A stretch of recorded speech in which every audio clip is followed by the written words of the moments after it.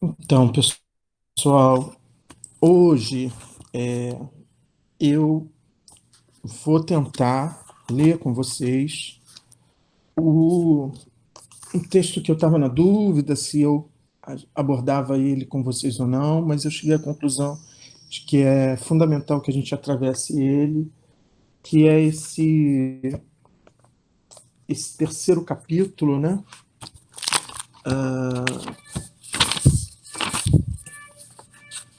Esse terceiro capítulo da analítica dos princípios da crítica da razão pura do Kant, né? Eu já tinha disponibilizado esse capítulo nessa edição, né, nessa tradução para vocês, tá? Então a gente vai trabalhar com ela hoje. Na verdade, eu tinha desistido de trabalhar com essa edição, que é a edição portuguesa, né? Porque achei que essa brasileira ela é mais recente. Eu li o prefácio, achei que estava melhor ela do que a outra, mas aí ontem, lendo com mais cuidado, cotejando com o texto em alemão do Kant, eu estou na dúvida, assim, já não sei mais qual que eu prefiro, entendeu? Então, meio, talvez até me arrependi um pouco de não ter mantido aquela. Mas, enfim, como eu já disponibilizei essa, eu vou trabalhar com ela na aula de hoje, tá? Eu também coloquei no Google Classroom ontem dois trechos dos textos que são efetivamente o objetivo desse semestre, né, mas aos quais eu não consegui chegar ainda, mas a gente está se aproximando, né?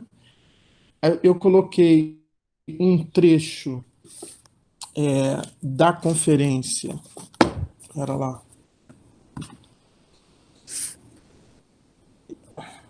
tá aqui, né? Vou botar aqui. Deixa eu passar para a apresentação.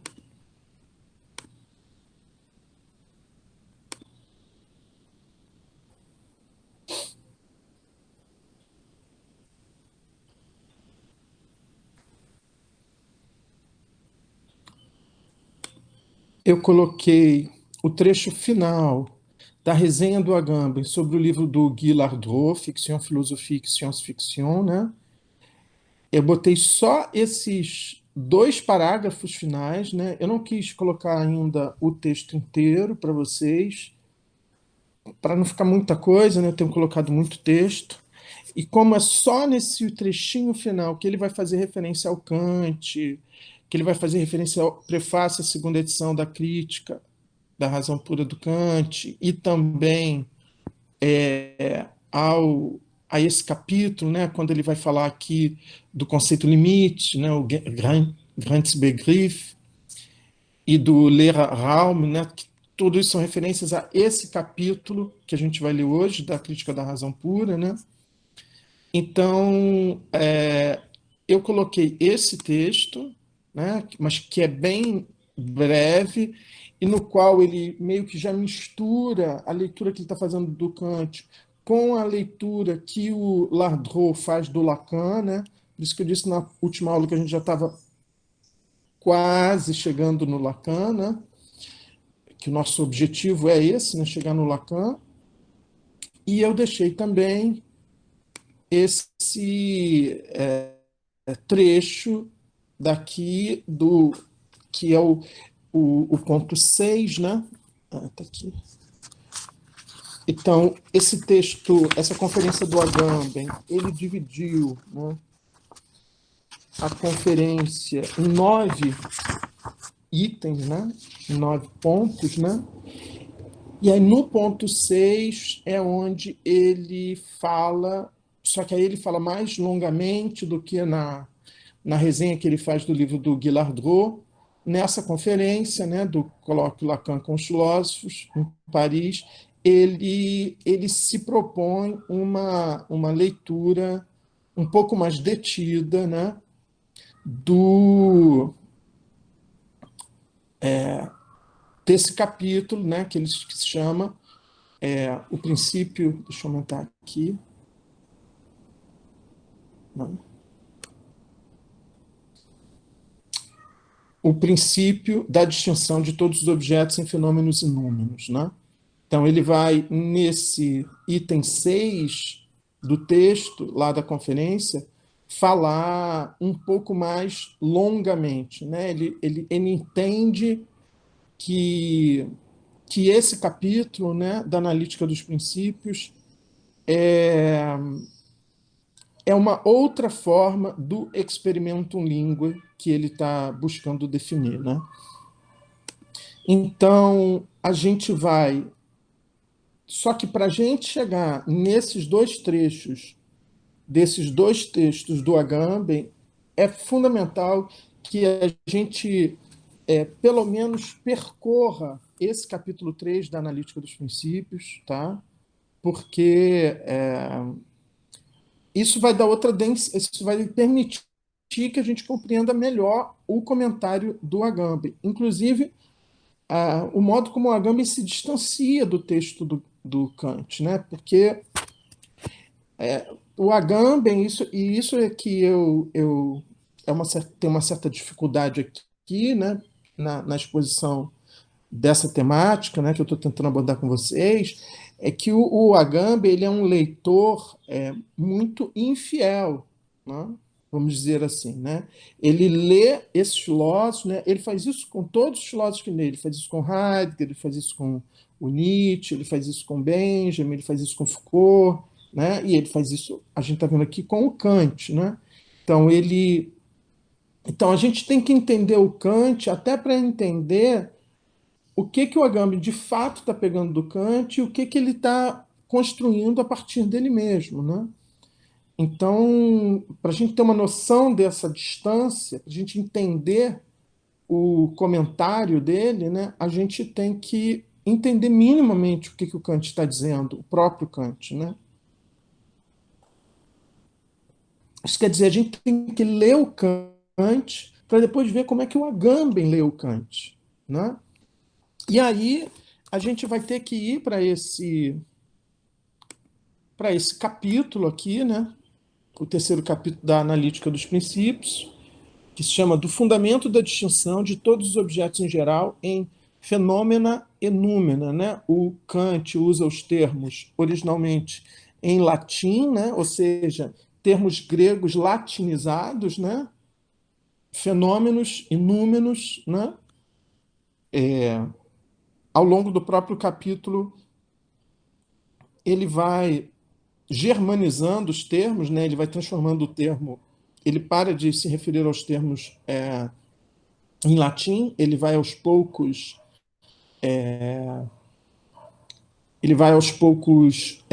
germanizando esses termos, né, como a gente faz, né? Quer dizer, ele começa falando de númena, que é o plural, né, de númenum, né, e depois tem uma hora que ele começa a falar de númeno, né, e phenomena ele começa a falar de Erscheinung, né, que a gente traduz como fenômeno, né. Então, o que eu vou fazer é ler com vocês algumas passagens, né, desse capítulo para a gente tentar fixar minimamente, entender minimamente o que é o movimento desse capítulo, para depois a gente ir lá e ver como é que o Agamben entende isso. Né? Eu vou chamar a atenção de vocês para alguns pontos especiais do texto, que são pontos que o Agamben vai destacar na interpretação dele. Tá? Então, eu começaria lendo aqui, quando Kant diz assim: eu queria pedir a vocês, por favor, que sempre que eu passar muito rápido e vocês não conseguirem entender, que vocês me interrompam, seja através do microfone, seja através do chat, tá? E peçam que, se necessário, eu explico de novo, tá? Como eu disse para vocês, eu não sou um estudioso de Kant, eu estou estudando Kant para poder entender o que o Agamben falou sobre o Kant e poder também passar para vocês, tá? Então eu estou fazendo essa leitura junto com vocês, tá? Então aqui, quando ele diz assim, tudo o que o entendimento cria a partir de si mesmo sem retirá-lo da experiência, não pode ser submetido a nenhum outro uso que não o empírico, né? Então a gente está trabalhando isso já. Hoje é a terceira aula que a gente está trabalhando isso, né?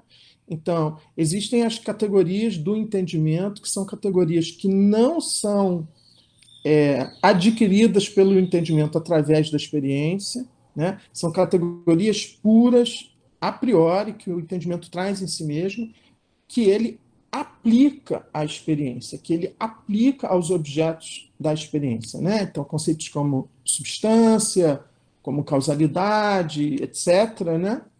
São conceitos que são aplicados aos objetos que são dados na experiência, né? Então, esses conceitos, quando ele diz que é, esses conceitos não têm nenhum outro uso que não seja o empírico, né? É isso um pouco que ele vai tentar explicar ao longo do capítulo. Ou seja, esses conceitos puros do entendimento, né? esse conhecimento a priori, o único uso que nós temos deles é um uso empírico, ou seja, esses conceitos são usados para conhecer os objetos que são dados na experiência. Esses conceitos são conceitos que o entendimento já traz consigo mesmo e aos quais ele tem um acesso imediato, né? Então, é por isso que ele pode construir um conhecimento a priori, né, sobre esses conceitos, né? Que é exatamente isso que a crítica da razão pura tenta fazer, né? Mas o que ele está dizendo é que tudo isso que o entendimento cria a partir dele mesmo, né, que ele não retira da experiência, embora ele não retire da experiência, o único uso que ele pode fazer desses conceitos é um uso sobre a experiência, sobre aquilo que é dado a ele na experiência. É isso que ele está chamando de uso empírico, né? Então ele vai dizer que os princípios do entendimento somente contém, por assim dizer, um esquema puro para a experiência possível. Então é isso que esses conceitos de entendimento eles constituem essa espécie de esquema, né? Um esquema puro, um esquema puramente inteligível, né? Que é usado esse esquema para a experiência, né? Então esse objeto que é dado na experiência, ele é um objeto que é conhecido através dessas das formas puras da sensibilidade, em primeiro lugar, né, que são espaço-tempo, e dos conceitos do entendimento, né? Então, isso forma uma espécie de esquema, ou seja, um esquema através do qual nós conhecemos as coisas, né? Um esquema prévio, né? Que quando nós conhecemos a realidade, nós já nos utilizamos desse esquema puro para conhecer os objetos que são dados na experiência, né? Então, aí ele vai dizer também, eles contêm em si o fundamento da possibilidade da experiência como o conjunto completo de todo o conhecimento em que objetos podem ser nos dados, né? Então, para que a experiência seja possível, né? Então, por isso que ele fala da possibilidade da experiência, né? É, existe um fundamento que é um fundamento no entendimento, né? Então, essa experiência é o conjunto completo de todo o conhecimento em que objetos podem ser nos dados, né? Então, esses objetos que nos são dados, eles são construídos, eles são conhecidos, melhor dizendo, através desses princípios, desses conceitos, né? Então, mais abaixo, ele vai dizer o entendimento meramente ocupado com seu uso empírico, tá? Quer dizer, aplicando esses conceitos, esses princípios aos objetos dados na experiência. Então, o entendimento meramente ocupado com seu uso empírico, que não reflete sobre as fontes de seu próprio conhecimento, pode certamente progredir, mas é incapaz de fazer uma coisa, qual seja, determinar a si mesmo, né, para ele mesmo, para o entendimento, as fronteiras do seu uso. Então, aqui aparece uma palavra, né, que em alemão é Grenzen, né? Isso é. Eu vou chamar a atenção de vocês para essa palavra, né? Porque o Agamben ele vai explorar essa questão, né? Embora não fique muito claro para mim ainda, pelo menos no Kant, né? Essa diferença que o Agamben quer propor, né? Então, existe a palavra Grenz, né? Que normalmente é traduzida por limite, e existe uma outra palavra que é Schrank, que também é traduzida por limite. O Agamben ele tenta para lá. Oh.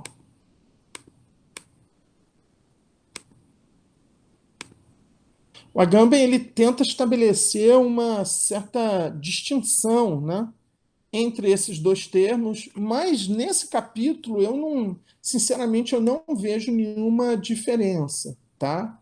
Mas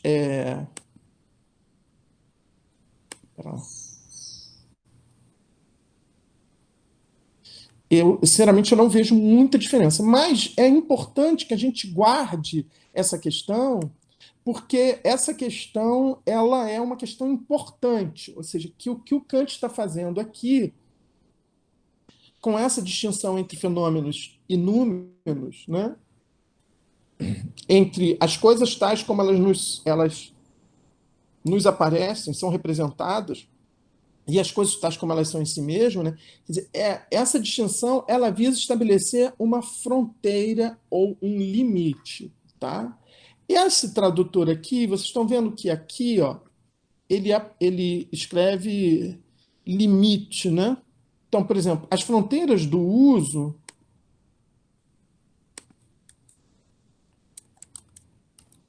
isso em alemão é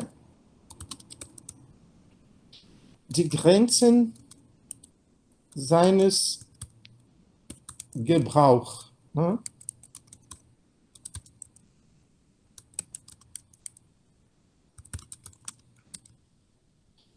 A verdade é os limites.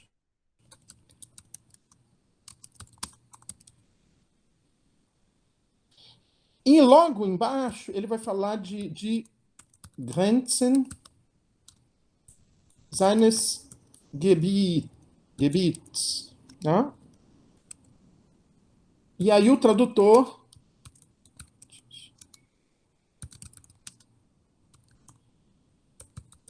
traduziu por limite. Você vê que na primeira ocorrência ele traduziu Grenzen por fronteira e depois, na segunda ocorrência, ele traduziu Grenze por limite. Né? Mas, de qualquer modo, a questão toda aqui para o Kant tem muito a ver com essa questão do limite. E esse ponto ele vai ser um ponto muito importante para o Agamben, tá? Então, vou chamar a atenção de vocês para esse ponto. Então, vamos retomar aqui a leitura. O entendimento meramente ocupado com seu uso empírico, que não reflete sobre as fontes de seu próprio conhecimento, pode certamente progredir, mas é incapaz de fazer uma coisa, qual seja, determinar a si mesmo as fronteiras, os limites de Grenzen do seu uso. Então, a palavra uso também, que é Gebrauch, vai ser destacada pelo Agamben na leitura que ele vai fazer desse trecho. Né? Então, mas é incapaz de fazer uma coisa, ou seja, determinar a si mesmo as fronteiras de seu uso e saber o que pode estar dentro ou fora de sua inteira esfera. Então, essa questão também do dentro e do fora também é muito importante, porque o número ele vai ser entendido como um fora, né? E o Agamben vai trabalhar muito essa questão do fora, né? Essa questão é uma questão bem importante, tá? Assim, do experimento língua como uma certa experiência do fora, né? Ele vai dizer: pois para isso são requeridas justamente as investigações profundas que nós realizamos. Se ele não pode decidir, contudo, se certas questões estão ou não em seu horizonte, ele nunca está seguro de suas pretensões e de sua posse, e tem de prestar contas de diversas repreensões embaraçosas por ultrapassar incessantemente os limites de seu domínio, que é inevitável, e se perder em ilusões e fantasias. Então, o objetivo fundamental do Kant é evitar que isso aconteça, ou seja, fazer com que o entendimento fique atento a esses limites do seu domínio, né? Para que ele não se perca nessas ilusões e fantasias, tá? Então, aí ele vai voltar sobre esse ponto. Que o entendimento só possa, pois, fazer um uso empírico de todos os seus princípios a priori, e mesmo de todos os seus conceitos, e jamais um uso transcendental, é uma proposição que, se por ele reconhecida com convicção, leva a importantes consequências. Então, ele vai introduzir aqui essa distinção entre um uso empírico dos princípios e dos conceitos do entendimento e um uso transcendental, que ele vai dizer que não existe. Tá? Ele vai dizer que só existe um uso empírico é, desses princípios e desses conceitos do entendimento. Tá? Ele vai definir aqui logo depois. Ele vai dizer, ó, o uso transcendental de um conceito em algum princípio se dá quando ele é referido às coisas em geral ou em si mesma. Né? Então, isso também vai ser um ponto que o Agamben, para o qual o Agamben vai chamar a atenção, né? Que é isso que quando Kant fala de Ding überhaupt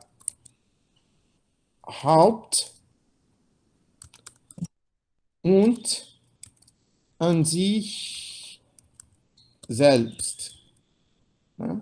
Coisa em geral. Esse überhaupt quer dizer coisa em geral. Esse überhaupt quer dizer em geral. E em si mesmo. Então, coisa em geral, isso quer dizer que eu não estou falando de nenhuma coisa específica, de nenhum objeto dado na experiência. É um puro conceito de coisa, né? E também a ideia de uma coisa em si mesma, que é diferente da coisa tal qual nós a representamos, tal como ela nos é dada na experiência. Né? Então, eu vou voltar a esse ponto.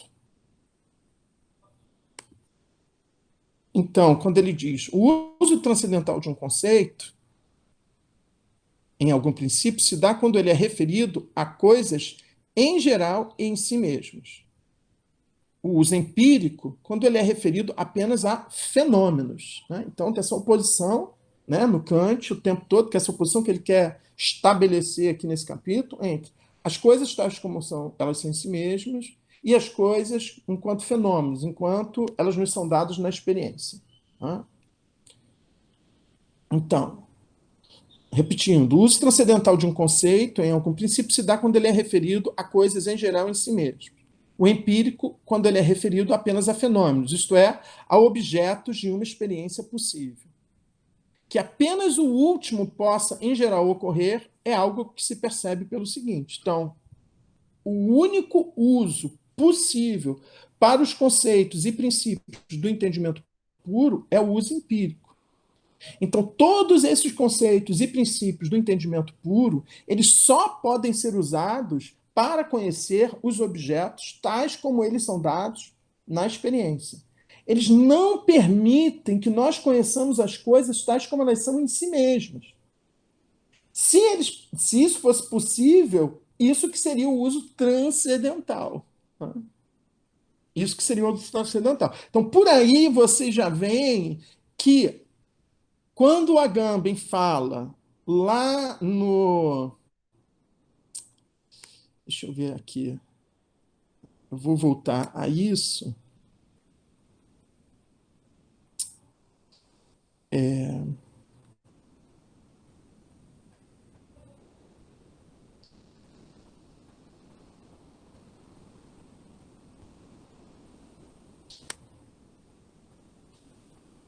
Tinha que ter tirado já esse.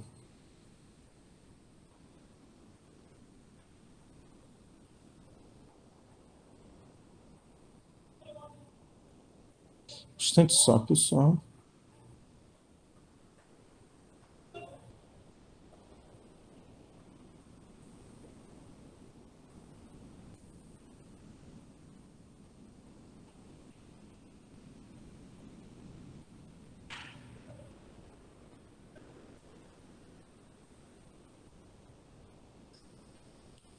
Está aqui.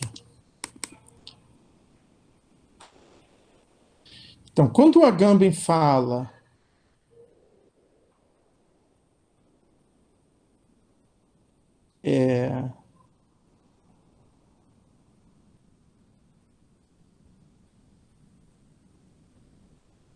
A experiência aqui em questão, né, no caso dele, é acolhendo a indicação do programa benjaminiano da filosofia que vem, algo que poderia ser definido apenas nos termos, para Kant, decididamente improponíveis, de uma experiência transcendental.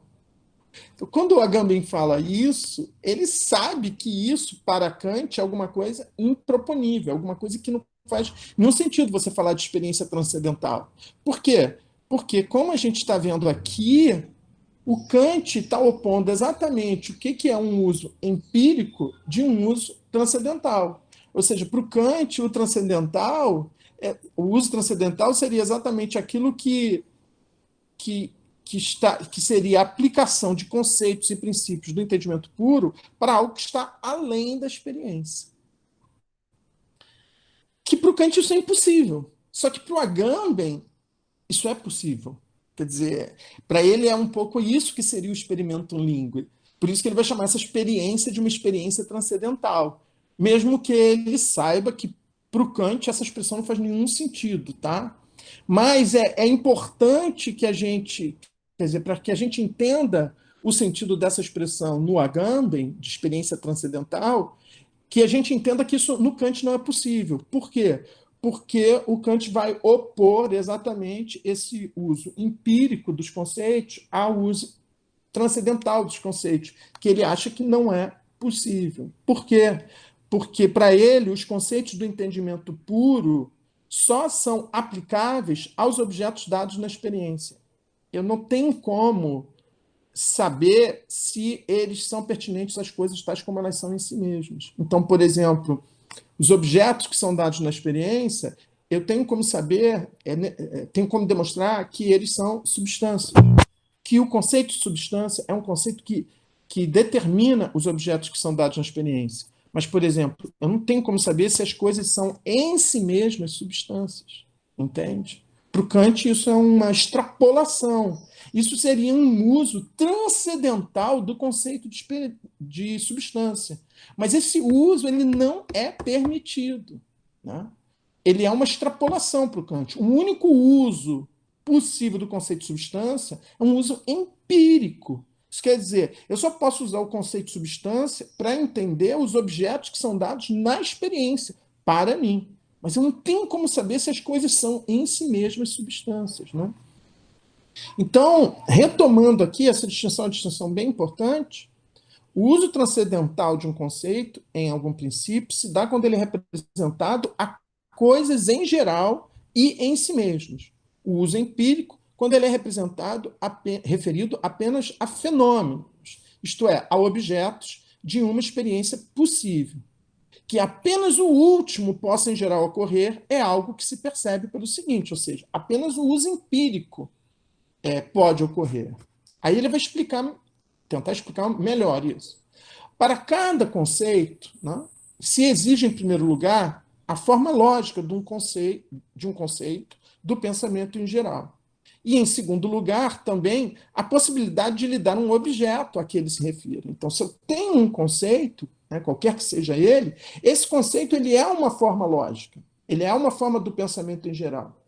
Mas eu preciso também dar a esse conceito um objeto ao qual se refira. Então, por exemplo, se eu tenho um conceito de substância, eu posso referir esse conceito à cadeira, que é um objeto que me é dado na experiência. Né? Então, eu posso dizer que essa cadeira, que me é dada através de uma intuição sensível, eu posso dizer que ela é uma substância. Mas eu tenho que ter um objeto dado para que eu possa aplicar a esse objeto esse conceito, que é um conceito puro do entendimento. Né? O conceito de substância, por exemplo. Né?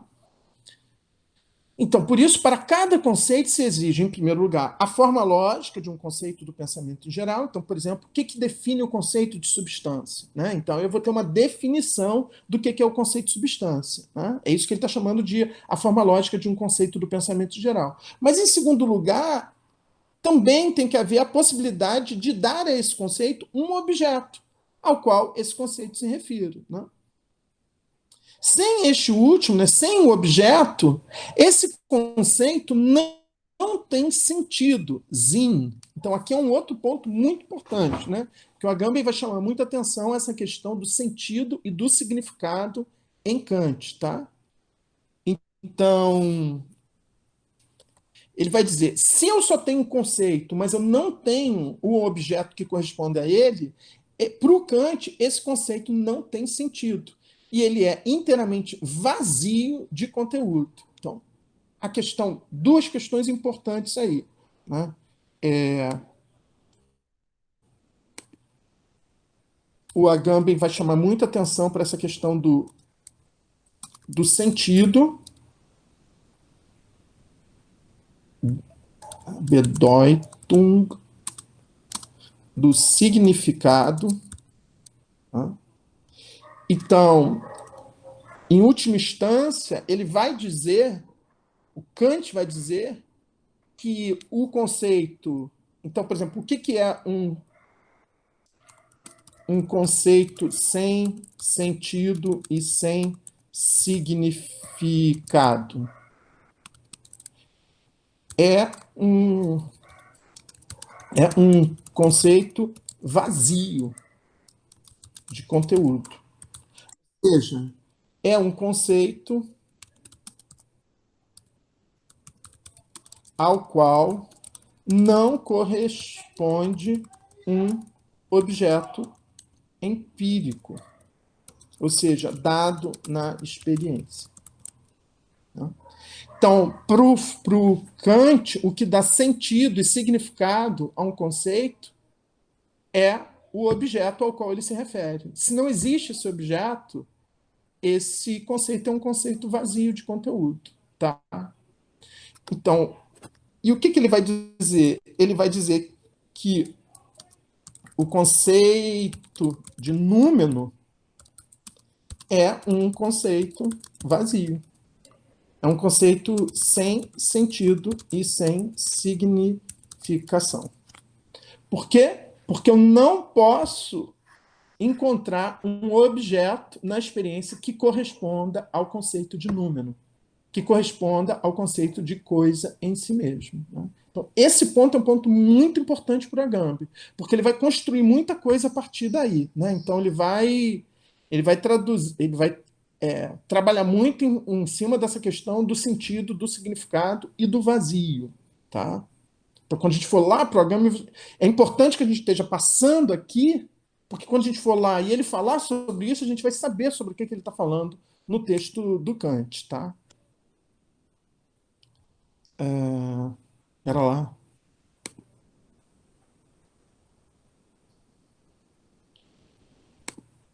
É,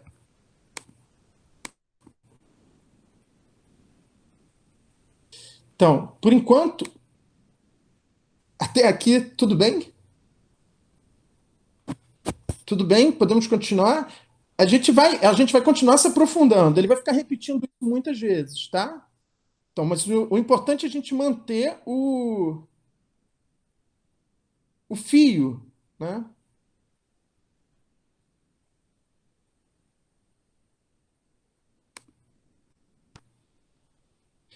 Então,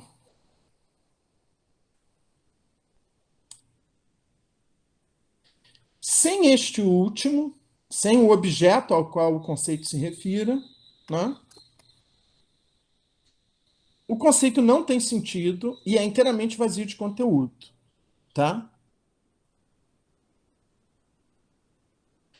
Agora, o objeto só pode ser dado a um conceito na intuição, né? Então, ele vai introduzir aqui essa. O que é basicamente o conhecimento para o Kant? Quando eu conheço um objeto, eu conheço esse objeto através da intuição, através de intuições, vamos dizer assim, né? E de conceitos. Basicamente é isso. As intuições são intuições sensíveis e os conceitos são conceitos do entendimento. Tá? Então, as, Essas intuições, elas são definidas por aquilo que Kant chama de formas puras da sensibilidade,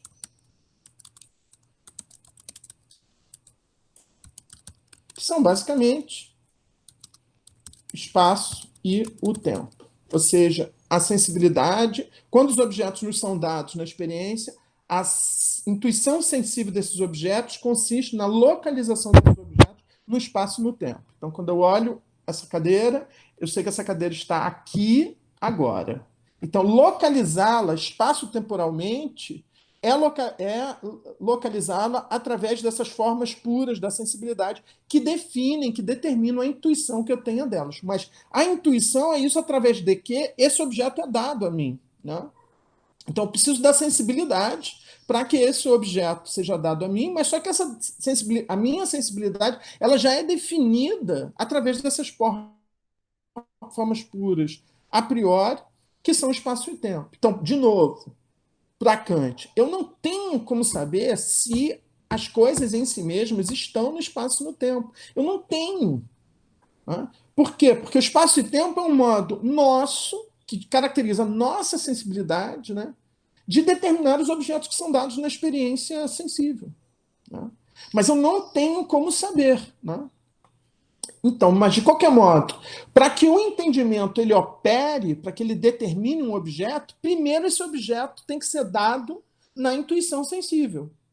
Então, para que eu determine essa cadeira como uma substância, por exemplo, esse conceito de substância ele tem que ser aplicado a um objeto que é dado na intuição. Né? Intuição, para Kant e para toda a tradução moderna, né, não tem esse sentido que tem hoje em dia quando a gente fala, isso é uma intuição que eu tive, como uma espécie de conhecimento não racional. Não. Intuição é um acesso imediato a algo através da sensibilidade. Né? A intuição. O Kant vai falar aqui claro que existe a possibilidade, ele diz, de que existe uma intuição inteligível, mas ela não é acessível ao humano, né? Ao ser finito que nós somos. Né? Talvez Deus seja capaz de ter intuições inteligíveis, né? Ou seja, ter acesso intuitivo a objetos inteligíveis. No caso dos humanos, nós não temos essa possibilidade. Nós só temos intuições sensíveis. Então, intuição aqui é quase um sinônimo de percepção, percepção sensível, né? Então, mas no vocabulário, já desde Descartes, né, no vocabulário da filosofia moderna, intuição quer dizer essa percepção sensível, né? Então, quando ele quando ele diz o objeto só pode ser dado a um conceito na intuição. E se uma intuição pura é possível a priori antes do objeto, né? Porque, por exemplo, as formas puras do espaço e do tempo, elas são dadas antes, elas são dadas em nós, previamente, antes que o objeto seja dado. Né? Então, se uma intuição pura é possível a priori antes do objeto, mesmo esta só pode receber seu objeto, portanto, a validade objetiva, por meio da intuição empírica de que ela é a mesma forma. Então, essa intuição empírica é essa percepção sensível que eu tenho do objeto. Então, eu primeiro tenho que ter essa intuição empírica para que essa forma pura da intuição, que são espaço e tempo, se apliquem, determinem esse objeto, que é o objeto da intuição empírica, né? Que é o objeto da experiência. Então, todos os conhecimentos, portanto, e com eles todos os princípios, por mais que também sejam possíveis a priori, referem-se a intuições empíricas. Né? Então, todos esses conceitos, então, quando eu estou diante de uma cadeira, todos esses conceitos do entendimento, todos os princípios do entendimento e todas as formas puras, a priori, da sensibilidade, todos eles vão estar trabalhando, vão estar determinando, né, alguma coisa que é uma intuição empírica. Isso que a gente vai chamar de data. Data é a expressão latina para dados, né? Há dados, né, para uma experiência possível. Então, eu tenho sempre essa dimensão de que há algo que é dado e que o entendimento e as formas puras da sensibilidade não podem criar, não podem inventar. Isso tem que ser dado na experiência para que, a partir desse dado, essas formas puras da sensibilidade, né, da intuição e os conceitos e princípios do entendimento operem para que se possa conhecer esse dado. Né? Então, sem isso, sem essas intuições empíricas, eles, os conceitos, não têm qualquer validade objetiva e não passam de um jogo da imaginação ou do entendimento com suas respectivas representações, tá?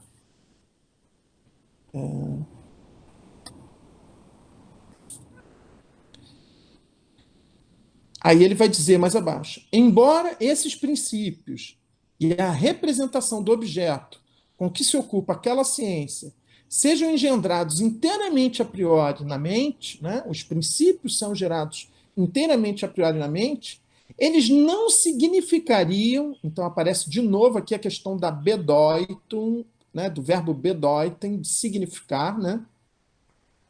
Por que eu estou chamando a atenção disso? Né? Porque como Kant ele não tem uma teoria da linguagem, isso, embora ele não tenha uma teoria da linguagem, isso não impede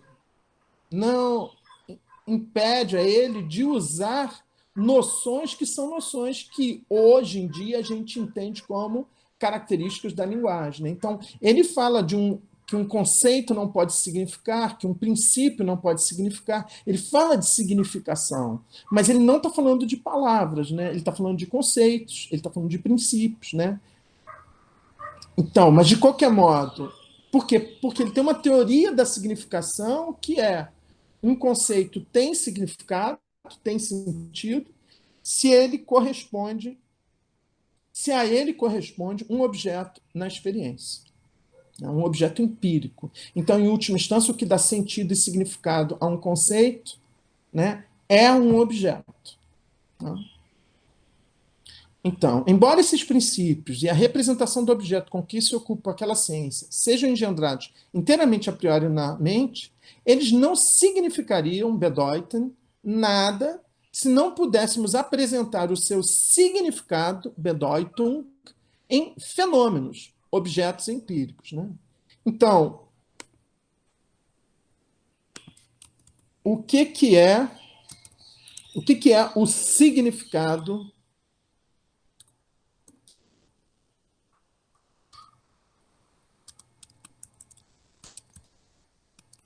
de um conceito, de um princípio, né? Esse significado se expressa em fenômenos, né? Ou seja, em objetos empíricos. Então, para que, por exemplo, o conceito de substância signifique algo, tem alguma significação, eu só, ele só vai ter uma significação quando ele puder ser aplicado a um objeto empírico, por exemplo, uma cadeira. Né? Então, a gente está tentando entender aqui um pouco também a teoria da significação no Kant, porque o Agami vai se referir a isso. Tá? Então, esses princípios não significariam nada se não pudéssemos apresentar o seu significado em fenômenos, ou seja, em objetos empíricos. Por isso, também se exige tornar sensível um conceito abstrato. Então, por exemplo, quando eu falo de substância, eu estou falando de um conceito puramente abstrato. Como é que eu torno isso sensível? Dando um objeto na experiência que possa ser descrito por esse conceito. Por exemplo, a cadeira. Eu digo, a cadeira é uma substância. Não? Então, por isso também se exige tornar sensível um conceito abstrato, isto é, apresentar na intuição o objeto a ele correspondente. Então, apresentar na intuição quer dizer, eu tenho que ter. Esse objeto tem que me ser dado através dos sentidos. Né? E aí, esse conceito de substância, ele ganha um significado. Né? Então, eu vou lá e dou a definição do conceito de substância. Né? Ah, substância é um objeto que existe a partir de si mesmo. Então, vou dar uma definição lá, né? Que se mantém a partir de si mesmo, enfim. Existem os conceitos de substância que atravessam, Aristóteles tem um, o Descartes vai ter outro e tal. Então, eu dou esse conceito, que é um conceito puramente inteligível, né? Então, como é que esse conceito se torna sensível? Né? Como ele está escrevendo aqui, né? Como é que ele se torna sensível? Né? Se eu apresento na intuição o objeto a ele correspondente. Então, por exemplo, eu vou e defino que é uma substância, né? Eu dou o conceito abstrato substância, aí eu viro e digo para vocês assim, ó, isso aqui é uma substância. Isso aqui é uma substância. Isso aqui é uma substância. Então, o que eu estou fazendo isso? Eu estou tornando sensível esse conceito abstrato. Eu estou apresentando na intuição o objeto que corresponde a esse conceito. Pois, se eu não fizer isso, se eu não entrego, né, se eu não forneço o objeto na intuição sensível que corresponde a esse objeto, esse conceito permaneceria sem sentido, isto é, sem significado. Então, isso é muito importante. Fala. Eu queria só entender uma coisa. No caso, quando a gente fala de substância, a gente está falando, então, porque me parece, na verdade, um exemplo. A cadeira me parece mais um exemplo de substância, como você também mostrou o copo, do que propriamente uma ratificação do conceito. Não sei se você me entende. Muito embora, se eu tiver, por exemplo, Entendo. cadeira propriamente, ainda assim são um sem número de cadeiras. Mas no caso da substância, especificamente, você já me mostrou um copo e me mostrou uma cadeira. São duas coisas completamente diferentes. Me parecem meio exemplificáveis no tempo e no espaço, até porque estão próximas de você. Você não me mostrou uma montanha, você não me mostrou, né? Desculpe, professor, obrigada. Não é. Pois é, então, o que é essa questão do exemplo? Essa questão do exemplo é um pouquinho mais complicada, tá? Mas, basicamente, o que está em jogo aqui é uma distinção um pouco entre universal e singular, né? De algum modo, né? O objeto, o objeto da sensibilidade é um objeto singular, mas que corresponde a um universal. Né? Então, você pode chamar isso de exemplo, embora o exemplo ele tenha uma nuance que o Agamben, inclusive, vai explorar muito,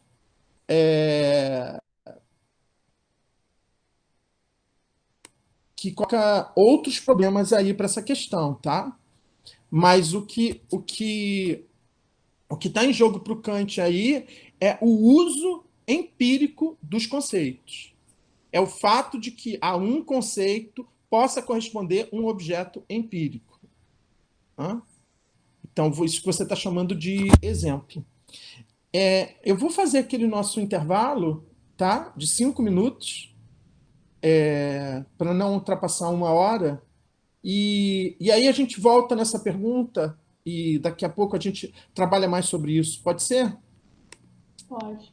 Professor, posso fazer um pedido? Você pode deixar aquele documento do Word aberto no início para eu fazer algumas anotações? Tá, eu vou fazer isso quando a gente voltar. Mas Ok? durante o intervalo você não pode fazer para. Ah, tá bom. Tá bom, eu vou interromper aqui a gravação.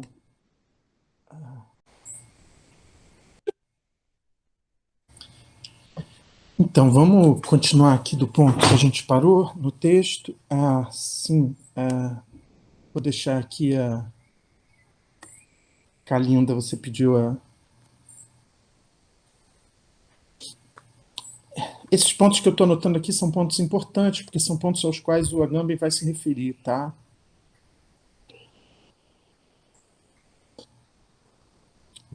Então, essa questão, espera lá um instante, que a Ana Karina colocou, sim, você pode pensar que, você pode se exprimir nesses termos, né? Que quando eu dou o conceito de substância, e a esse conceito corresponde, na intuição sensível, um objeto empírico que é a cadeira ou que é o copo, né? Isso que você está chamando de exemplo, para o Kant, é dar uma referência, que é o que ele entende por sentido e significado, dar uma referência empírica a um conceito do entendimento, a um conceito abstrato. Por exemplo, como o conceito de substância. Tá? Então, é isso que ele está trabalhando aqui. Ele está trabalhando que esses conceitos do entendimento, na verdade, são conceitos que têm um uso empírico, ou seja, que eles são usados para conhecer objetos da experiência, objetos dados numa intuição empírica, né? Ou seja, eles só podem ser aplicados a objetos da experiência, né? Portanto, eles só têm um uso empírico, tá?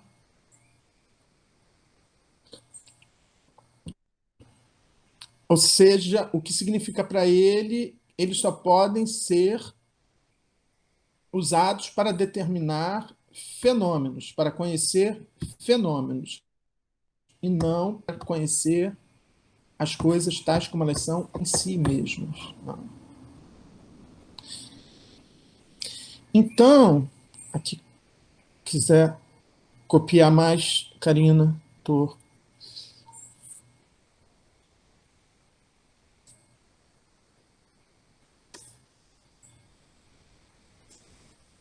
Então, essa passagem que eu estou lendo, que eu acabei de ler, é importante porque ela dá conta do que é o significado, o que é a teoria da significação para o Kant. Né? O significado, o sentido de um conceito é um objeto. Ele também chama isso de validade objetiva de um conceito. Um conceito ao qual não se pode dar um objeto na intuição empírica não é um conceito sem validade objetiva, tá? Então, validade objetiva, significado, significação, sentido, tudo isso, objeto empírico, né? Tudo isso é sinônimo para o Kant, né?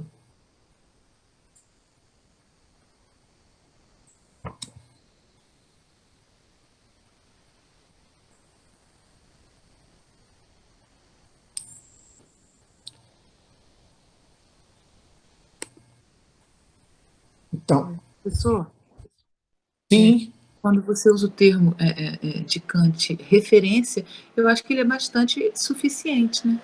Para a gente compreender. É uma referência do que é substância. Tanto a cadeira isso, quanto o copo. Ficou isso. isso aí. Obrigada, professor. Isso, eu estou chamando a atenção disso porque não é isso que esses termos significam na teoria contemporânea da linguagem. E é por isso que eu estou chamando a atenção de vocês, porque, por exemplo, quando a gente fala do significado de uma palavra em, por exemplo, o Frege, né, que é um autor que o Agamben, quando ele comenta o Kant, ele vai dizer: Kant não parece fazer nenhuma distinção entre sentido e significado. Por que ele faz essa observação? Porque a partir de Frege a gente começou a fazer essa distinção entre sentido e significado, né? Porque por exemplo, na teoria, porque, por exemplo, existem autores, né? Por exemplo, o Saussure, ele vai fazer uma distinção entre significado e referência. Para o Saussure, a referência é o objeto, mas o significado não. O significado é alguma coisa puramente linguística, né? Então, por isso que eu estou chamando a atenção para como Kant usa esses termos, né? Por quê? Porque na filosofia contemporânea esses termos vão ser utilizados de um modo diferente. Tá? Então, por exemplo, o Frege vai fazer uma distinção entre Sinn e Bedeutung, entre sentido e significação, entendeu? Sentido e referência, né? Então, mas para o Kant, né, a gente pode entender que o sentido, o significado de um conceito é a sua referência, que é um objeto, tá? Mas isso é importante, eu estou marcando isso porque, por exemplo, para você, pode ser que isso não seja surpreendente, porque você talvez não tenha leitura, não sei, não estou aqui especulando, da linguística do século XX, das teorias da linguagem do século XX. Porque para alguém que estuda Lacan, ou que estuda Frege, ou que estuda Saussure, quando Kant diz que o significado de um conceito é objeto, isso é meio surpreendente, tá? Então, o Agamben ele vai frisar um pouco isso, mas como o nosso objetivo aqui hoje é compreender o que o Kant entende por essas noções, então, aí sim, a gente pode entender que para o Kant, como você acabou de falar, o sentido, o significado, a validade objetiva de um conceito é a sua referência. É o objeto ao qual ele se refere. E se esse objeto não existe, esse conceito não tem sentido, não tem significado. Que é o caso do conceito de número. Né? Porque aí, esse conceito é um conceito ao qual não corresponde um objeto da experiência. O que torna esse conceito um conceito problemático para o Kant. E é exatamente esse conceito problemático para o Kant que é o conceito que interessa para o Agamben. Né? O que é um conceito que não tem referência?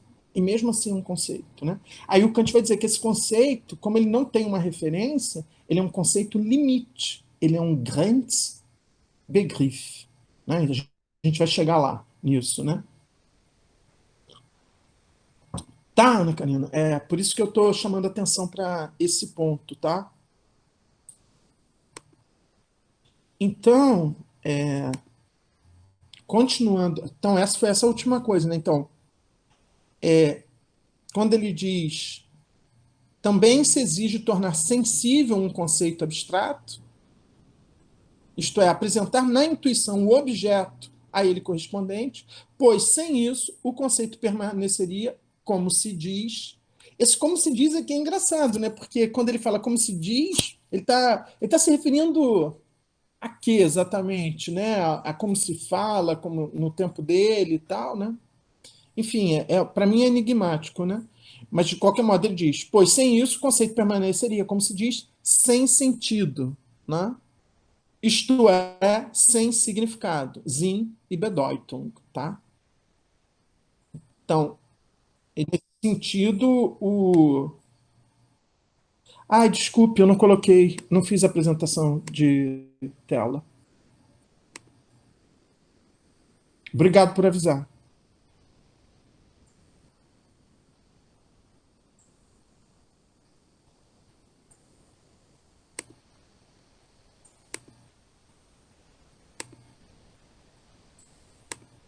Tá aparecendo agora?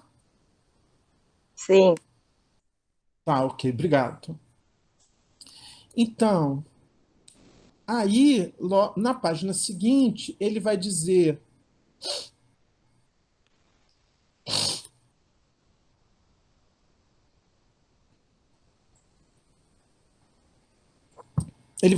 o conceito continua sendo engendrado a priori. Né? O conceito é, é, uma, é engendrado pelo entendimento. Ele não é engendrado a partir da experiência. Isso quer dizer para o Kant o quê? Que o conceito de substância ele não vem da cadeira. Então, é aquilo que ele chamou de revolução copernicana, né? Se os objetos se regulam pelo nosso conhecimento, ou se o nosso conhecimento se regula pelos objetos. Então, o que ele quer dizer? Ele quer dizer que o conceito de substância ele não chega até mim através da cadeira. Ao contrário, ele é aplicado à cadeira pelo entendimento. Né? Por quê? Porque é o próprio entendimento que entende as coisas como substâncias. Né? Então, o conceito continua sendo engendrado a priori, juntamente com os princípios sintéticos ou fórmulas de tais conceitos. Mas o uso dos mesmos, né, o uso desses conceitos, no fim das contas, bem como sua referência a supostos objetos, só podem ser buscados na experiência, cuja possibilidade, no que diz respeito à fórmula, eles contêm. Então, quando ele fala da experiência possível, é essa experiência que é possível graças a esses conceitos. Né? Então, o que são os conceitos? Os conceitos, os princípios, são aqueles que dão forma à experiência. Né? Por quê? Porque esse dado da experiência ele é um dado informe. Né? ele é um dado completamente informe. Então, primeiro eu já dou uma primeira forma a ele através da intuição, né? Porque a intuição já possui formas puras a priori, que são espaço e tempo, né? Então, a própria sensibilidade, a própria intuição, ela já dá uma forma, né? Mas, além disso, os conceitos e os princípios do entendimento completam esse trabalho, né? E é isso que ele vai chamar de experiência possível, né? A experiência que é possibilitada no que diz respeito à forma pelos conceitos e princípios do entendimento, né? Então, embora o conceito seja engendrado a priori, o uso desses conceitos, no fim das contas, bem como sua referência a supostos objetos, só podem ser buscados na experiência, cuja possibilidade, no que diz respeito à forma, não ao conteúdo, os conceitos, contêm. Que este seja o caso de todas as categorias, no entanto, e dos princípios elaborados a partir delas, né? Então, isso é o caso para ele de todas as categorias, né? Todas as categorias são categorias do entendimento que só podem ser aplicados a objetos dados na experiência. Portanto, não existem categorias, não existem conceitos que possam ser aplicados às coisas tais como elas são em si mesmas, né? Ou seja, os conceitos e as categorias só têm um uso empírico, elas não têm um uso transcendental, porque se elas tivessem um uso transcendental, elas poderiam ser aplicadas às coisas tais como elas são em si mesmas. Então, o conceito de substância, por exemplo, se eu pudesse aplicar o conceito de substância às coisas em si mesmas, essa aplicação seria um uso transcendental desse conceito. Mas como isso não é possível, porque eu só tenho como aplicar os conceitos do entendimento aos objetos que são dados na experiência, e as coisas como elas são em si mesmas não são dadas na experiência, eu não tenho como fazer esse uso transcendental dos conceitos. Então, que este seja o caso de todas as categorias, no entanto, e dos princípios elaborados a partir delas, fica claro pelo seguinte: nós não podemos definir nenhuma delas em termos reais, isto é, tornar compreensível a possibilidade de seu objeto sem descer imediatamente as condições da sensibilidade. Portanto, a forma dos fenômenos, como aquilo a que, enquanto seus únicos objetos, elas têm de estar limitadas, né? Então, essas categorias, elas têm de estar limitadas a esses únicos objetos que são os fenômenos, né? Então, ela precisa descer as condições da sensibilidade, portanto, a forma dos fenômenos e não das coisas em si, como aquilo a que, enquanto seus únicos objetos, elas têm de estar limitadas. Então, os únicos objetos do entendimento, das categorias, são os fenômenos, não são as coisas em si mesmas. Pois, caso esta condição seja retirada, perde-se todo o significado, isto é, toda a referência ao objeto. Então, de novo, aqui, né, Ana Karina, aquilo que você falou, tá vendo? Que essa teoria do significado como referência ao objeto. Então, se eu não dou esse fenômeno que corresponde ao conceito, o conceito perde o significado, né? Ele deixa de ter significado, porque ele deixa de ter essa referência ao objeto. E não se pode tornar compreensível, por meio de exemplo algum, o que se entende efetivamente por uma coisa sob tal conceito, né? Um conceito que não faz referência a nenhum objeto, a nenhum fenômeno, né?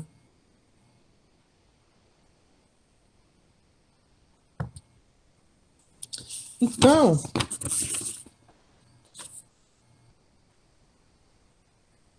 eu vou pular aqui.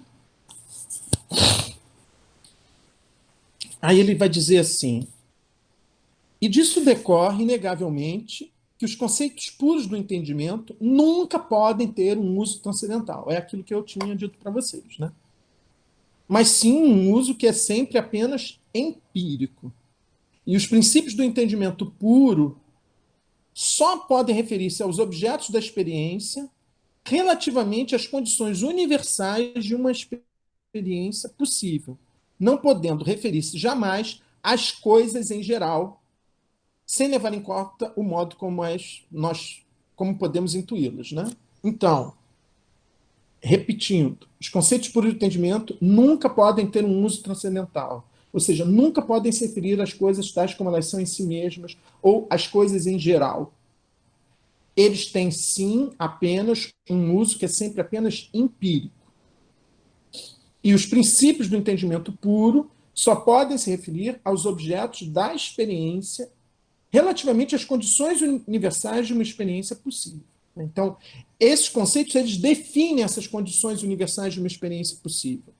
Então, eles não podem se referir jamais às coisas em geral. Por quê? Porque as coisas em geral não são dadas na experiência. Na experiência, sempre é dado uma coisa, um objeto empírico. Né? Então, o que seria falar das coisas em geral? Seria falar das coisas sem levar em conta o modo como podemos intuí-las. Né? E é isso que o Kant interdita.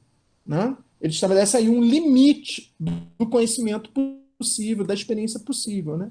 Ou seja, eu conheço as coisas, mas levando em conta o modo como eu posso intuir as coisas. Eu não posso falar das coisas fora desse modo como eu intuo, como eu conheço as coisas. Tá? Então, aqui embaixo tem uma nota dele que ele diz: nenhum desses conceitos pode ser de modo algum compreendido, nem sua possibilidade real estabelecida, caso toda a intuição sensível, a única que nós temos, seja retirada. Então, se eu retiro a intuição sensível que corresponde a um conceito, esse conceito não pode, de modo algum, ser compreendido, nem sua possibilidade real ser estabelecida. Né? Porque se eu faço isso, só resta, então, a possibilidade lógica, isto é, que o conceito, pensamento, seja possível. Mas não é disso que se trata aqui, e sim de saber se o conceito se refere a um objeto e, portanto, se significa algo. Né?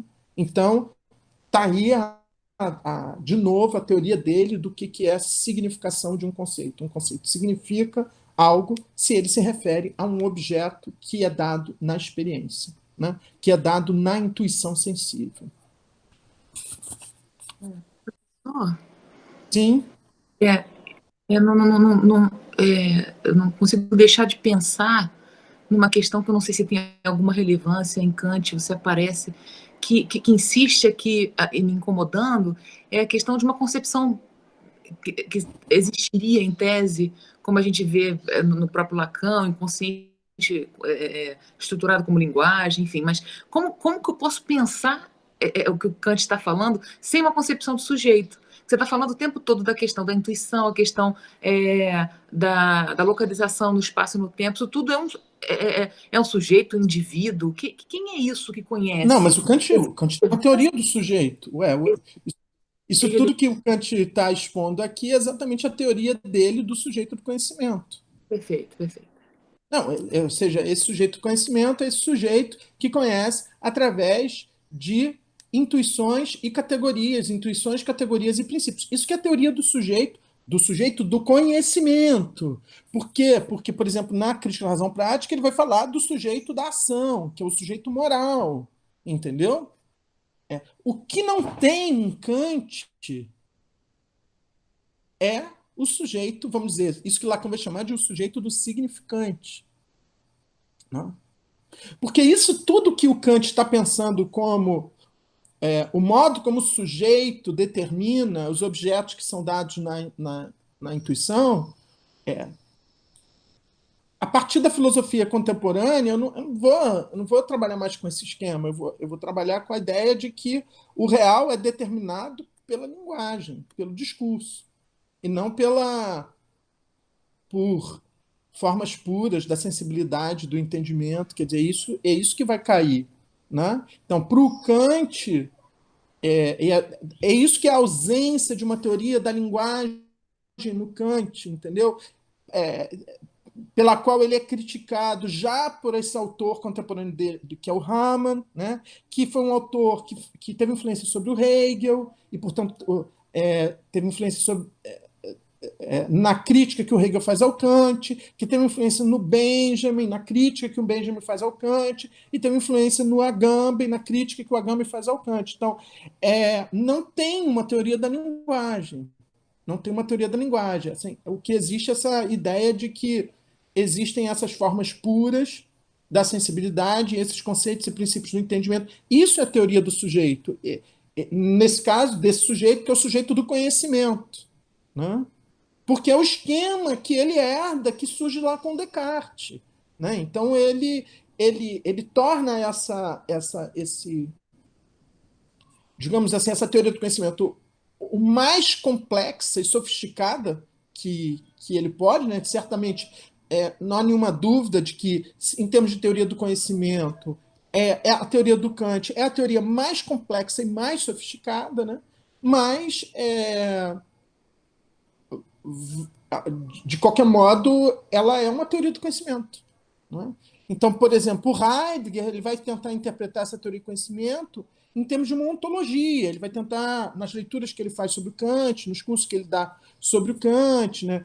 Já no livro que ele publica em 1929, logo depois de Ser e Tempo, que é Kant, o problema da metafísica, ele vai tentar mostrar que essas categorias que o Kant entende como categorias que definem o conhecimento humano, ele vai tentar fazer uma leitura ontológica dessas categorias, né? Ou seja, como todo filósofo, ele vai tentar interpretar o Heidegger a partir dele, Heidegger, né? Porque ele tem, a partir da ontologia fundamental dele, né? Mas, assim, o fato é que é um sujeito entendido como um sujeito do conhecimento, entendeu? E aí, dentro do sujeito do conhecimento, ele vai ter uma parte específica que ele vai falar desse sujeito, por exemplo, que ele vai dizer que esse sujeito não é uma substância, entendeu? No que ele vai se diferenciar do Descartes, né? Então, por exemplo, o Kant, dentro desse quadro da teoria do conhecimento, a teoria dele é uma teoria muito mais sutil, muito mais sofisticada do que a do Descartes, vamos dizer assim, né? Mas é uma teoria do conhecimento. É uma teoria do conhecimento, entende? Então, o sujeito é o sujeito do conhecimento, tá? Mas não é que não tenha sujeito, né? Agora, para o Lacan não existe sujeito do conhecimento, para o Heidegger também não existe sujeito do conhecimento, quer dizer, é uma outra relação, a relação... Então, por exemplo, para o Kant, a relação do sujeito com o mundo, ela é mediada por essas formas puras da sensibilidade, por esses conceitos e princípios do entendimento. Então, no caso do Heidegger, do Lacan, da filosofia do século XX, não são essas formas puras da sensibilidade e esses conceitos do entendimento. O que faz a mediação entre o sujeito e o real é a linguagem. Então, por exemplo, a substância ou a categoria de substância, ela não é um conceito de entendimento puro para o Lacan, ou para o Heidegger, ou pelo Schiller. Ela é uma categoria da linguagem, ela é um conceito da linguagem, ela é um modo de compreender o real através da linguagem, né? Tá, mas existe sim uma teoria do sujeito no Kant, né? Só que é um outro sujeito, tá?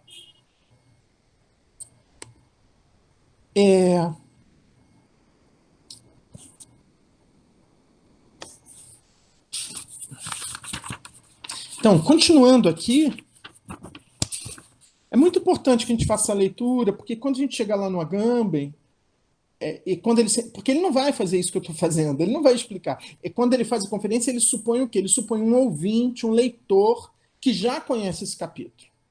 Então, é isso que eu estou tentando fazer comigo e com vocês, né?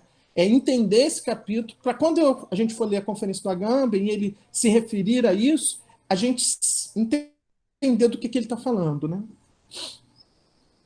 Então, aí o Kant vai dizer, desse modo, a analítica transcendental, né, que é essa que ele está concluindo aqui, né, ela tem por importante resultado, 2 pontos, que o entendimento nunca pode conseguir mais a priori do que antecipar a forma de uma experiência possível em geral. Então, isso é tudo que ele pode fazer a priori, o entendimento, né? Então, a única coisa que ele pode fazer é antecipar a forma de uma experiência possível em geral. Então, essa forma, ela já está dada. Então, quando eu tenho a experiência de um objeto que me é dado, a forma que define essa experiência, ela já está dada. Então, é isso que ele está chamando de a forma de uma experiência possível em geral. Mas ele vai dizer, é apenas essa forma, né? Por isso que ele diz, nunca mais do que isso. Apenas isso. É a única coisa que o entendimento pode conseguir.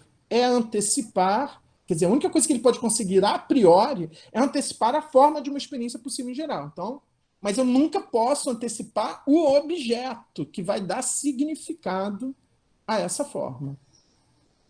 E como aquilo, então, e aí ele continua, e como aquilo que não é fenômeno não pode ser objeto da experiência, o entendimento entende que ele não pode ultrapassar jamais os limites da sensibilidade, os únicos no interior dos quais os objetos podem ser nos dados. Então, o entendimento ele nunca pode querer entender alguma coisa para além da sensibilidade. Tá? Por quê? Porque ele necessita, ele só é um conhecimento do fenômeno, ou seja, do objeto que pode ser objeto da experiência. Portanto, e o objeto que pode ser objeto da experiência é o objeto que é dado na sensibilidade. Então, eu nunca posso ultrapassar esse limite. Né? Então,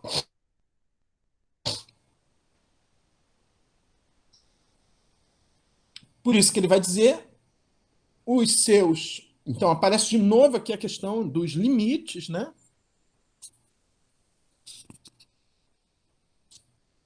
Então, por isso ele vai dizer seus princípios são meros princípios da exposição dos fenômenos e não das coisas em si mesmas. Né? Só das coisas tais como elas aparecem para nós.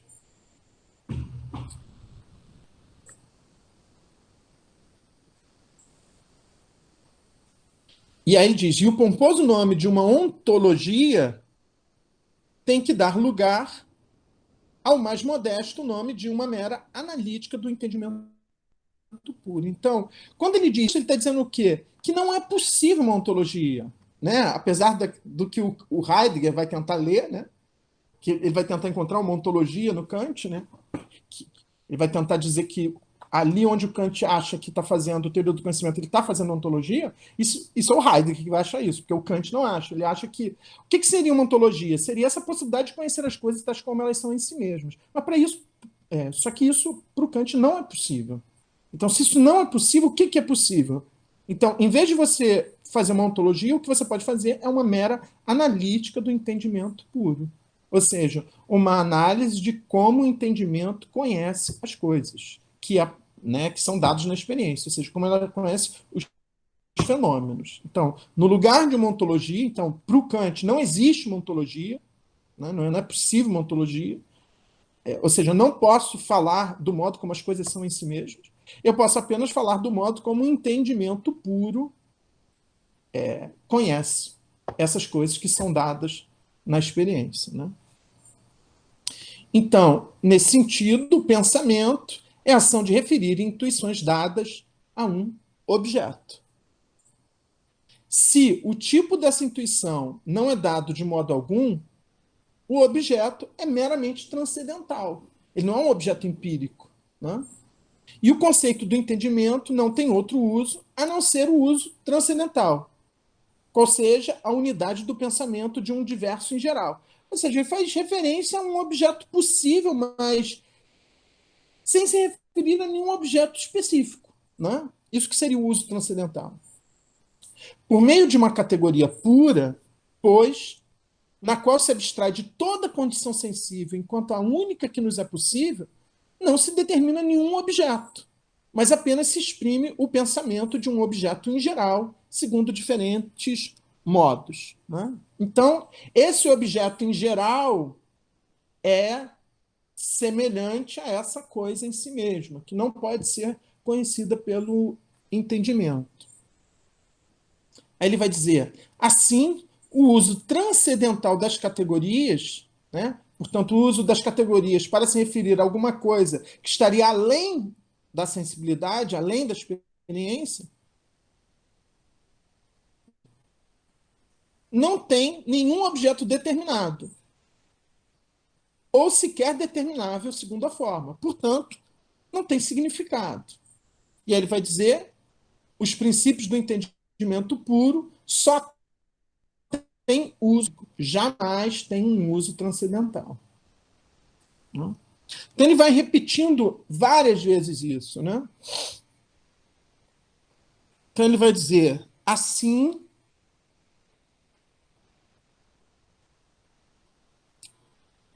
pode ser aconselhável expressar-se assim.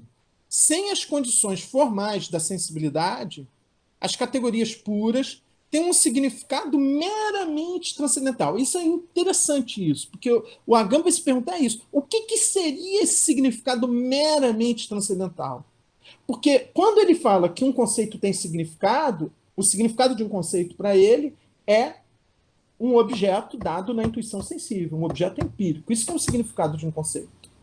Então, quando o conceito não tem isso que ele está chamando de as condições formais da sensibilidade, ele vai dizer que aí as categorias puras têm um significado meramente transcendental, como, por exemplo, a categoria de númeno, ou de coisa em si.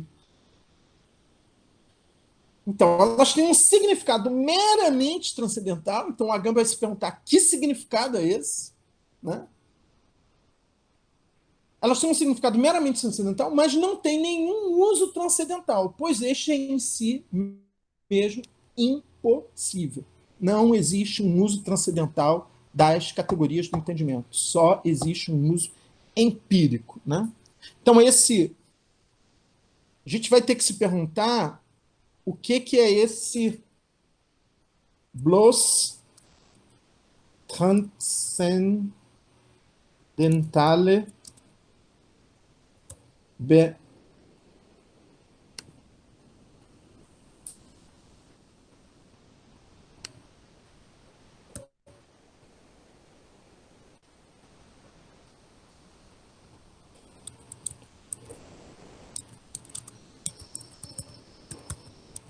O que é essa mera significação transcendental? Isso que a gente vai ter que... Isso que o Agam vai estar interessado em saber. Que significado transcendental, que mero significado transcendental é esse que a categoria de número, de coisa em si, ou de coisa em geral, tem, né?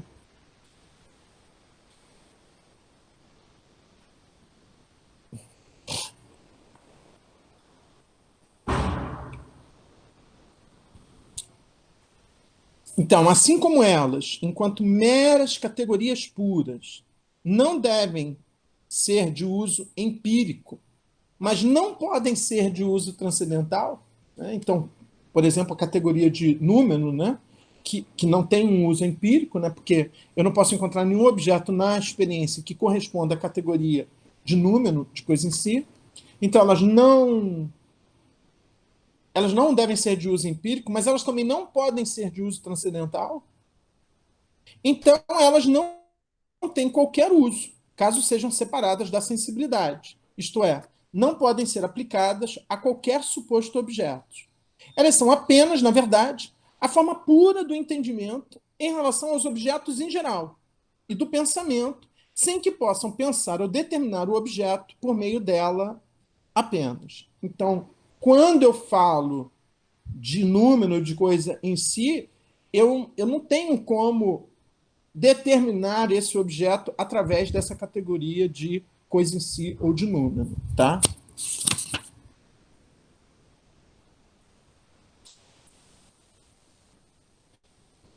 Então ele vai dizer mais à frente: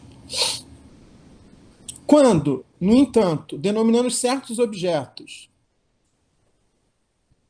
como fenômenos, seres sensíveis, fenômena, distinguindo o modo como os intuímos de sua constituição em si mesmo, né? Então, quando a gente faz essa distinção, né, entre os objetos como fenômenos e objetos como númena, né, já faz parte de nosso conceito que, por assim dizer, oponhamos aqueles como objetos meramente pensados pelo entendimento e denominemos seres inteligíveis, númena, né? Então, esses objetos são que são objetos meramente pensados pelo entendimento, né? Porque o entendimento ele tem acesso a esse objeto, que é o fenômeno, né? Que é um ser sensível, mas ele pensa que há esse objeto tal como ele é em si mesmo. Né? Então, isso é uma coisa apenas pensável, inteligível. A esse pensamento não corresponde nenhum objeto na experiência. Né? Então, a pergunta que ele faz é: pergunta-se agora se, no que diz respeito a esses seres puramente inteligíveis, nossos conceitos puros do entendimento têm um significado e são um modo de conhecê-los. Ele está perguntando, quer dizer, esses seres puramente inteligíveis, os nossos conceitos puros do entendimento, eles têm algum significado? Eles correspondem a algum objeto? Eles são, de algum modo, de conhecê-los? Ele vai responder que não. Não? Aí ele vai dizer assim, mostra-se desde logo, no entanto, uma ambiguidade que pode causar um grande mal-entendido. Como? Ao denominar um objeto meramente fenômeno em uma relação, o entendimento elabora ainda, ao mesmo tempo, uma representação de um objeto em si mesmo fora dessa relação. Né? Então,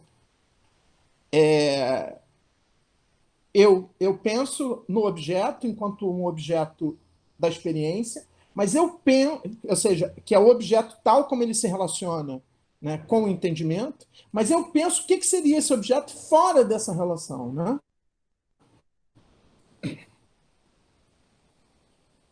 E se representa que também poderia elaborar um conceito desse objeto fora da relação de conhecimento. Que conceito é esse? É um conceito inteiramente indeterminado, isso é muito importante, a Agamben vai chamar a atenção disso, quer dizer, é um conceito que não determina. Ele é um conceito inteiramente indeterminado de um ser inteligível, enquanto algo, em geral, fora da nossa sensibilidade.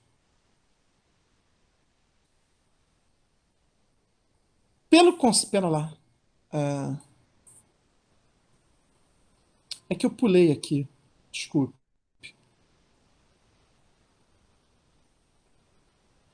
Tá, vamos continuar daqui. E como? Já que o entendimento fornece apenas as categorias, o objeto teria de, pelo menos, poder ser pensado nesta última relação através de tais conceitos puros. O entendimento é levado, por isso, a tomar o conceito inteiramente indeterminado de um ser inteligível, enquanto algo, em geral, fora de nossa sensibilidade, pelo conceito determinado de um ser que nós pudéssemos conhecer de algum modo através do entendimento. É aqui que está o erro, né? A ilusão, porque isso não pode acontecer. Né? Por isso que ele diz,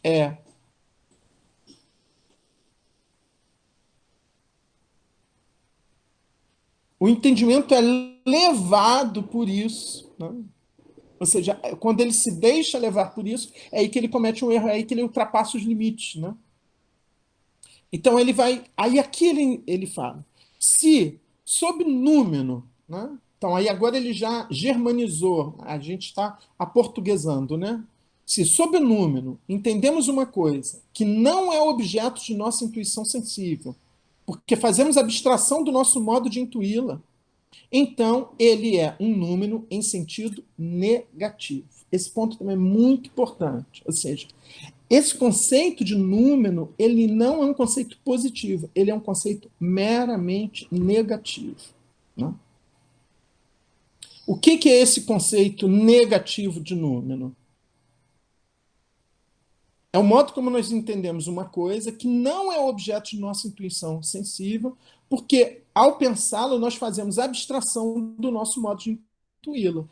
Porque o que é o conceito de número? É o que é uma coisa abstraindo, se nós abstraímos do modo como nós intuímos essa coisa.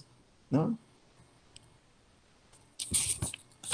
Aí ele diz, se, no entanto, entendemos aí um objeto de uma intuição não sensível, então supomos um modo absoluto de intuir, mais precisamente o intelectual, que não é o nosso, cuja possibilidade não podemos discernir, e tal seria o número em sentido positivo. Então, se existisse uma intuição que não for, se existe uma intuição que não é sensível, que não é acessível a nós, seres finitos, para o Kant, mas eu posso pensar que Deus possa ser capaz de uma intuição inteligível e que Deus possa conhecer as coisas tal como elas são em si mesmas, né?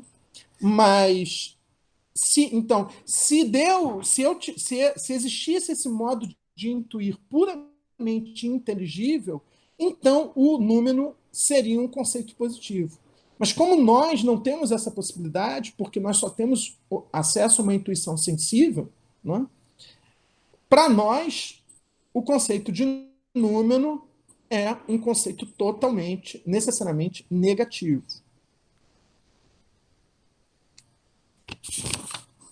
Assim, a doutrina da sensibilidade, né, que é essa que ele desenvolve aqui, é, ao mesmo tempo, a doutrina dos números em sentido negativo.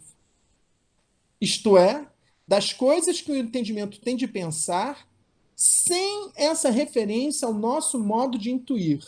Quer dizer, essas coisas, tais como elas são, fora desse nosso modo de intuir.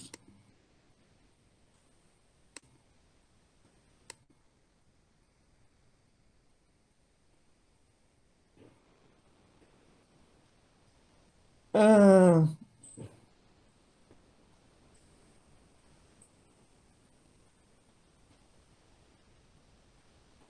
então, Lucas, o transcendental não começa na experiência. Quando ele fala de uso transcendental, ele está falando exatamente de um uso que se aplicaria a objetos para além da experiência. Então, não existe para o Kant uma experiência transcendental, tá? Para o Kant. Depois a gente vai ver como é que isso é no Agamben, tá? Então, voltando aqui,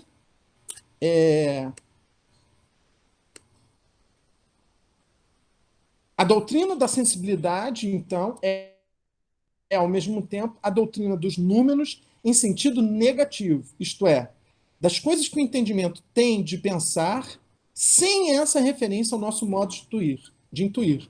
Portanto, não apenas como fenômenos, mas como coisas em si mesmas. Isso que é um número em sentido negativo, tá? Então,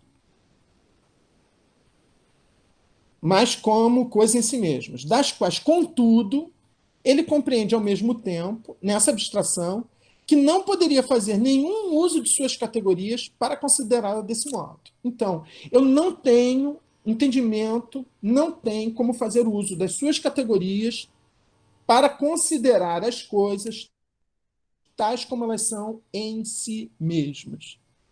Tá?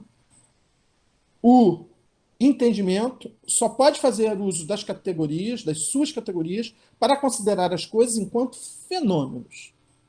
Ou seja, enquanto coisas que são definidas pelo nosso modo de intuir. E não fora desse modo de intuir. Né? Então, aí vem uma afirmação muito importante, ele diz, no número, aí cessa inteiramente todo o uso e mesmo todo o significado das categorias.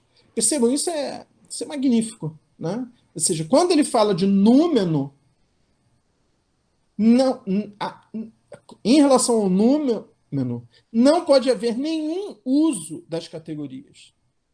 Em relação ao número, as categorias não têm nenhum tipo de significado. Né? Nenhuma Bedeutung. Aí ele avança. Se, pois, quiséssemos aplicar as categorias a objetos que não podem ser considerados como fenômenos, né?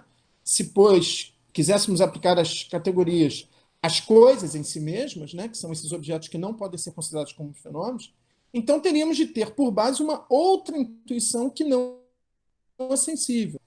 E o objeto seria, nesse caso, um número em sentido positivo. Né? Se existisse uma intuição que não fosse a intuição sensível, que é a única que nos é possível, Então, eu poderia falar de um número em sentido positivo. Mas como não existe para nós, seres finitos, uma intuição que não seja sensível, então nós só podemos falar em número em sentido negativo.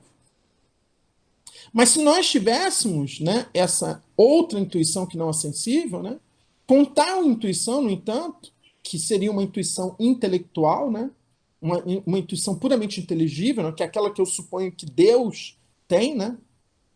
Então ele diz, com tal intuição, no entanto, que é intelectual, como tal intuição, no entanto, que é intelectual, reside inteiramente fora de nossas faculdades cognitivas, então o uso das categorias também não pode, de modo algum, estender-se para além dos limites dos objetos da experiência. Percebe, então, essa questão aí dos limites. Assim, as categorias não podem ser aplicadas para além dos limites dos objetos da experiência. Elas só são aplicáveis, elas só podem ser usadas para determinados objetos da experiência. Elas não podem ser usadas para determinar, para conhecer o que são as coisas fora dessa experiência, o que são as coisas em si mesmas.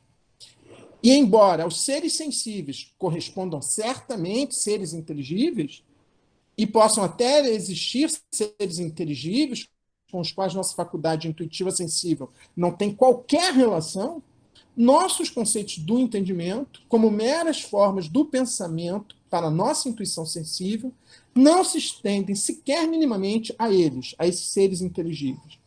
O que denominamos número, portanto, tem de ser compreendido, enquanto tal, apenas em sentido negativo. Tá?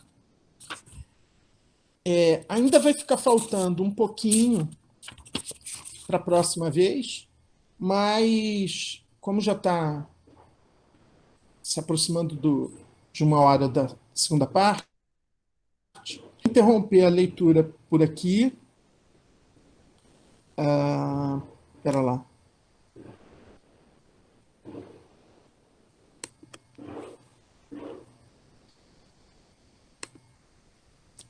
Vocês teriam alguma pergunta a fazer antes que a gente conclua?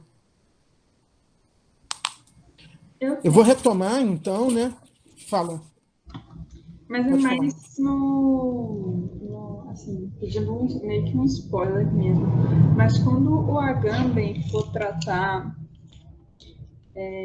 disso, ele vai trabalhar com a ideia da coisa em si,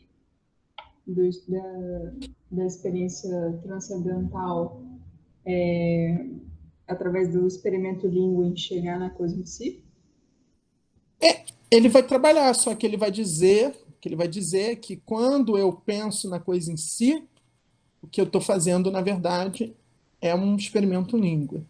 Ou seja, ele vai se inspirar no Kant. Por quê? Porque o Kant diz que quando eu penso na coisa em si, o que eu estou fazendo é um Experiment der reinen Vernunft. Ou seja, quando a coisa pensa, quando a razão pura pensa na coisa em si, na verdade, ela está fazendo uma experiência dela mesma. Que, num certo sentido, é um pouco o que o Hegel vai falar. Né? Mas isso é uma outra questão. Né? Mas o Agamben ele vai dizer que...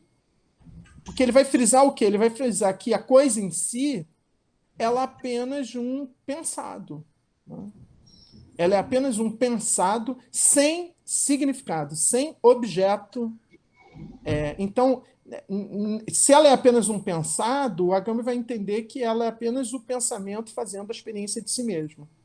E aí ele vai pegar esse modelo, só que ele vai trazer isso para a linguagem. Ele vai dizer que é a linguagem fazendo a experiência de si mesmo. Isso é um spoiler, vamos dizer assim, né? Depois a gente vai ter que fazer esse caminho até chegar a essa compreensão. Mas estou aqui antecipando um pouco para onde que ele está indo, né? Sim, sim. Eu vou interromper aqui, tá? Eu tenho ainda um aviso para dar, mas aí eu já não... já vou interromper a gravação.